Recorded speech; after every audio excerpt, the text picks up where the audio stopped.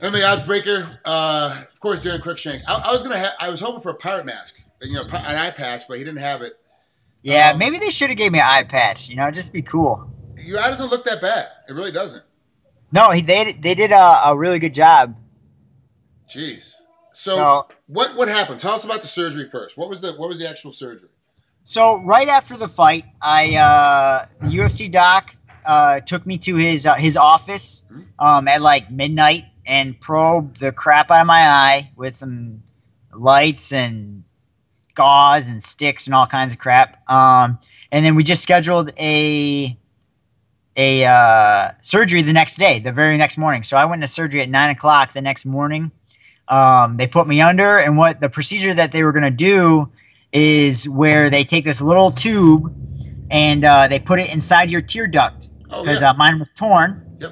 And then 3 months later, it heals itself around that tube. They go in and they pull it out, and your tear duct is just fine. So unfortunately, they couldn't get the tube in correctly, so he just ended up sealing it up, and so everybody has 2 tear ducts in that corner of the eye, and which all it does is it, like when you cry, your tears drain down to your nose. So I can't cry anymore. I know it's sad, but I could just only out of one eye though. You can only cry out of one eye. Oh, that's so sad. I know. And the only time it's okay to cry is like when your dog dies or something. Other than that, there's no crying at all, ever. So he just sealed it up, stitched a little scrape I had here and inside the eye, and basically said you're good to go. I can train, I can do basically everything, but no contact. So I can't spar and I can't grapple. He said for 3 weeks. After that, I can get ready for a camp. I'm good to go. A friend of mine back in the early '90s, he was a wrestler at Oklahoma State. He went to Russia to compete, Chris Barnes, and got his eye torn. And that's the exact same surgery they had to do to him when he got back to the States. He wouldn't do it in Russia. He had it done when he came back to the States. They put the tube in, and now, we're talking 20 years later, his eye is still completely fine. No problems, never lost his vision, never had an incident. You're saying 3 weeks no contact, then you're back into full contact. Does that mean you want to fight February, March? Are you looking I want to fight right away. Funny thing is the doc that did it, he said working with the UFC for 10 years, he has never seen this once, this injury in fighting. He said he sees it all the time at his private practice, but it's really bad car accidents and dog bites that he sees it. Oh, okay. Dog reaches up to grab a hold of somebody's face. Right. I can see that in car accident, of course. People hitting the steering wheel or hitting the dashboard. I can see that. Okay. Right. Yep. So you're the first then that this doc has seen. It's back. It's fixed. Everything's fine. Now let's talk about how it happened. Now I was K-side. I was watching this whole thing go down. Now you were inside and saw it happening. So if I'm wrong, just say I'm wrong. What it looked like is KJ was throwing his punches, and in the middle of his rounds of his skirmish, he pushes off to get like a half step back. When he pushes off to get that half step back, he opens his hand up. He doesn't throw a punch. He pushes you away to try to come back because he's obviously right-handed, but he tries to push you off with that left hand. And every time that he would reach up to push you off, that was when you would dip your head and step in to close the distance to hit him again, because it wasn't just him hitting you with punches. You were hitting him at the same time, and he was looking for separation, and you were looking to close the distance. That's what it looked like both times from cage side. What actually happened, or do you even know what actually happened inside the cage? From what, like, during the fight, I thought he was just like, posting like you were saying. But when I watch the replays, and I've watched them a few times now, it doesn't look like it's a defensive thing where he's posting and I kind of run into it. If you watch, he's actually throwing shots, but his hand is open. His hand is open, or his thumb is poking out. And that's, it wasn't like he was posting on my head and then throwing a shot. He was actually throwing a shot. It was, I want to say it was his right hand both times. It was his right. And and you don't post with your right hand and then throw a jab. Well, you post with your left hand and you throw across. Here's the benefit. Here's the reason I'm trying to give him the benefit of the doubt. I agree with you, but I'm saying I'm playing devil's advocate. His best punch against you is his left hook. His right cross wasn't landing. It was missing most of the time they threw it because you kept moving your head. He had to go to his second best weapon, which is his hook, and he's a smart fighter. He's like you. He learns within the round. It doesn't take him a whole fight to figure something out. He figures it out quick, and he realized, I'm not going to catch him with my right. So his punching, he'd all of a sudden, it looked like he's trying to post off to come back with that big left hook to try to crack you with it, and that's when he caught you every time because you were slipping and sliding, bobbing and weaving, and then you'd walk into it because you're coming in to hit him with an uppercut and come over the top. And so it looked like every single time. Now, I got an argument in the crowd because you get hit the second time and the knee comes in shortly thereafter because you have to turn, you're like, hold on, I can't see. A knee comes in and you sit like you're like very, very smart, by the way. Fighters that have done that before understand that's the best way to protect yourself. I got hurt and now you drop to the canvas. He can't knee, can't kick you, can't do anything to your head anymore. You can protect yourself. That was very smart. But the crowd was like, oh, John, it was a knee because John McCarthy, they got the ref. Right. It's a knee, it's a knee. I'm like, guys, I'm telling you. I didn't get hit. You could see I didn't get hit by anything. You could see it. I mean, it was 100%. Yeah. There's no, and I'm on the other side of the cage. How bad? I mean, we've all been poked in the eye. But your reaction between first and second was completely different. You literally acted like somebody hit you in the face with a hammer in your eyeball. The way you got hit the second time. It was painful. It was painful. That was the worst thing I've ever taken. Like in the fight, I remember getting hit with two shots that I actually felt. One was a body shot right in the beginning of the first round, and the second one was like a looping left hook, and it was to the back of my head. Yeah. Is where it landed. Everything else, I didn't take any damage other than the two eye pokes. And I was taught a long time ago. It's good like cage awareness or cage savvy. To when you get injured, you run behind the ref. You try to get the ref between you and him. So, I didn't stop fighting when I got eye poked. I slipped two shots, slipped a knee, and then almost pulled guard or fell back to a safe position, and then pushed him off me and got up and ran behind the ref. And when John was like, keep fighting, you see me look right at him, like saying, hey, my eyes, my eye. He goes, keep fighting. So I turn and look. And I put my hands back up against KJ. And then he realized, I think, all the blood around my eye and stuff, he's seen it.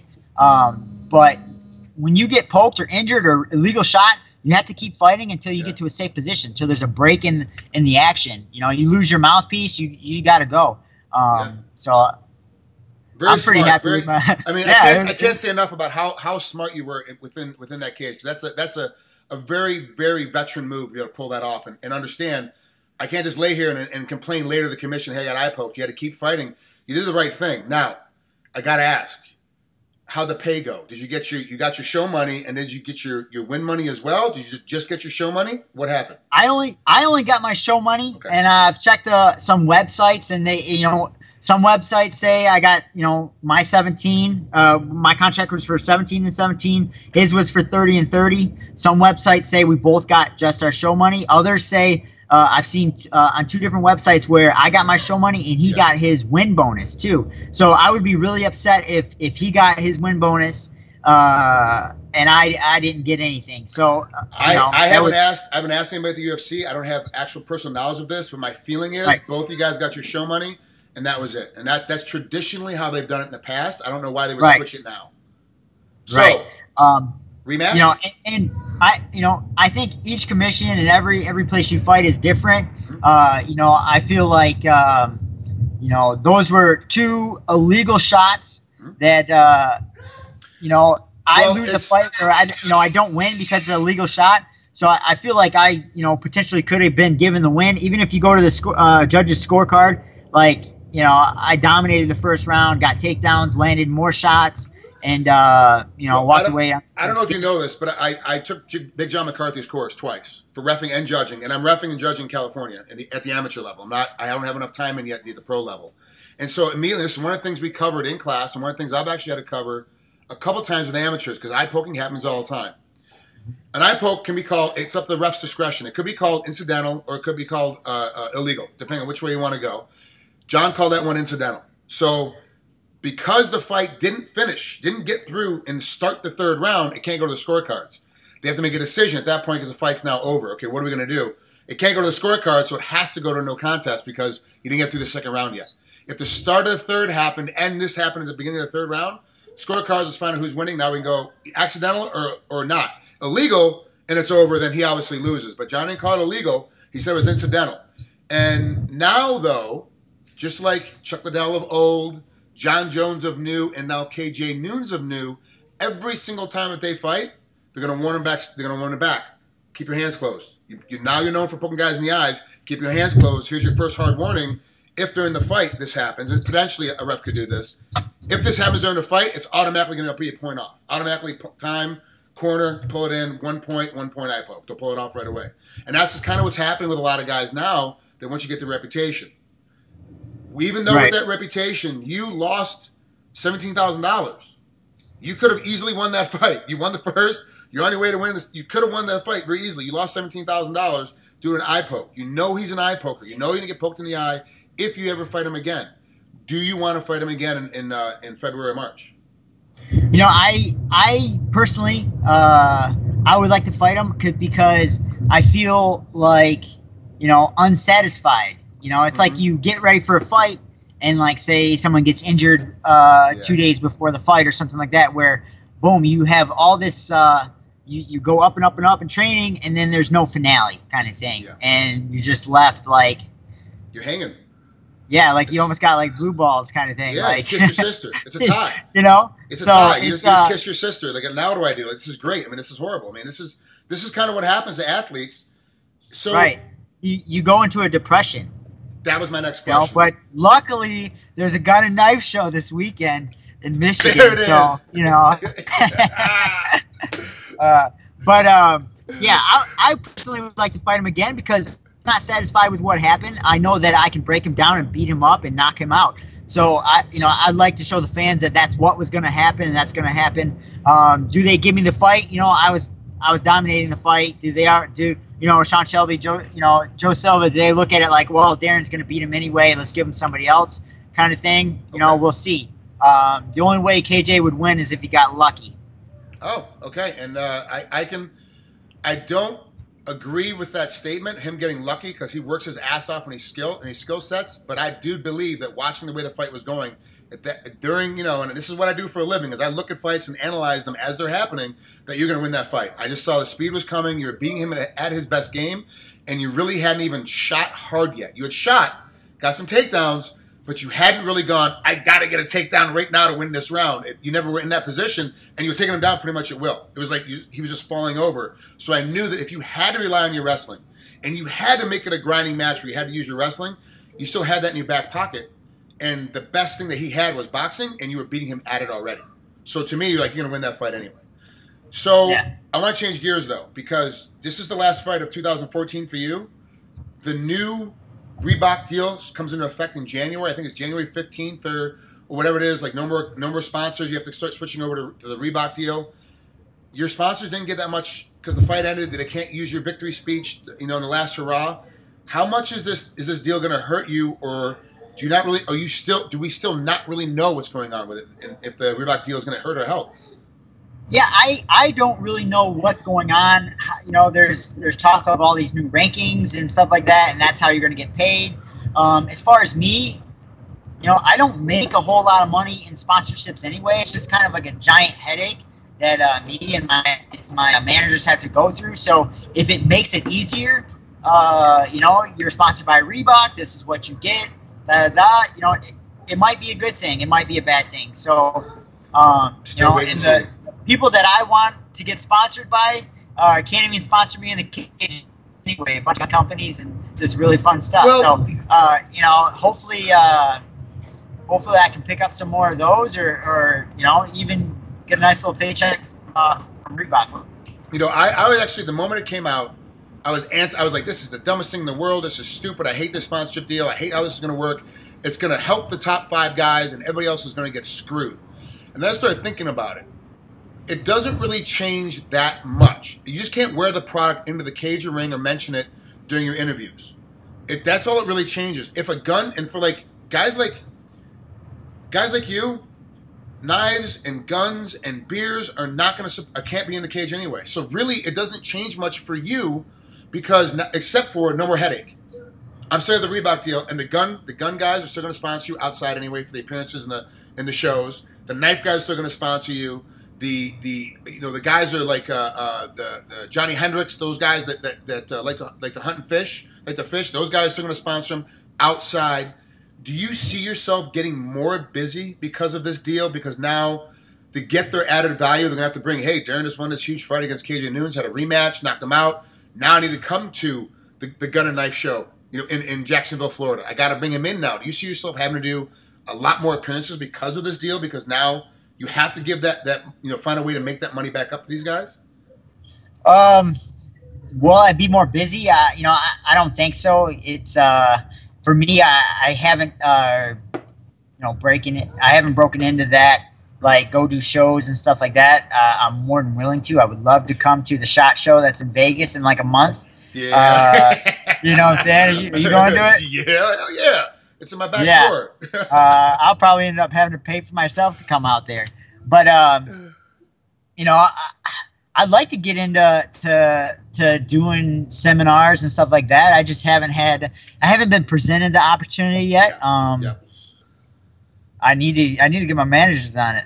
Well, so that's the thing. It's going to change the focus. This deal changes the focus of a lot of managers. There's no more sponsorship hustling because it's done for fight day. Right. Let's hustle other money elsewhere. What else can he do? He can shoot. Okay, he can drive ATVs. He can take his truck and his Suzuki Samurai and roll it up a hill. Let's go do that. Like, he can do all these other things. The managers are going to have to like move themselves around and kind of figure it out a little bit. So. Yeah, they're going to have to change their game, and I've talked to a couple different managers as far as like what their plans are, and everybody's saying like it's a whole different game now between now and 5 years ago and 10 years ago. Everybody used to be making a lot more money in sponsors, and it's just been going down. For a good 10 years now. Yeah, it really has. It really has. It was tough. At the end of my career, it's tough to find anybody just because the way the industry worked. All the big dogs came in, and it pushed out all the mom and pops. And that's just how it is. Yep. Last thing before I let you out of here, Christmas is around the corner. What's the one tradition you still use that you've been using since you were a kid that your parents brought into you? And what's the one tradition that's new and only that you brought into your house that's a brand new thing? Well, when I was a kid, both my parents were divorced, so I had 2 Christmases, which is always awesome. Yeah. So the night before the Christmas Eve is when I used to open presents at my mom's house. Okay. And then Christmas morning I would go to my dad's. So that's something that I always enjoyed. Yep. So it was cool. Maybe I'll give my pets their presents before. I know, right? Like it's tough for you because kids, all you have is your dogs, and you're kind of happy. What tradition are you doing this Christmas that you didn't do with your parents? I always go to I have to jump to 5 different houses, so I'm constantly eating all day, and I normally get to a house, eat, take a short nap, and then go to another house, eat, take a short nap. Nice. My brothers and sisters, they all have a ton of kids. Yeah. So, it should be fun. I'll probably go make a couple of them cry, because I'm like the uncle that's really rough with them. Yeah, nice. I feel bad for the guys that are fighting January 3rd because they miss Thanksgiving, Christmas, and New Year's because they all have to fight in that card here in Las Vegas. And then I realized that I spent my whole life wrestling, and we never had Thanksgiving, Christmas, and New Year's. Right. So, screw them. It's their turn. Yeah. Beautiful. Well, Daron, enjoy your Christmas shopping. Have fun. All right, buddy. And hopefully we'll see you back in the case then, February, March, April, sometime in there real quick. All right. Sounds good. Thanks for having me on the show again. You got it. Talk to you soon. All right.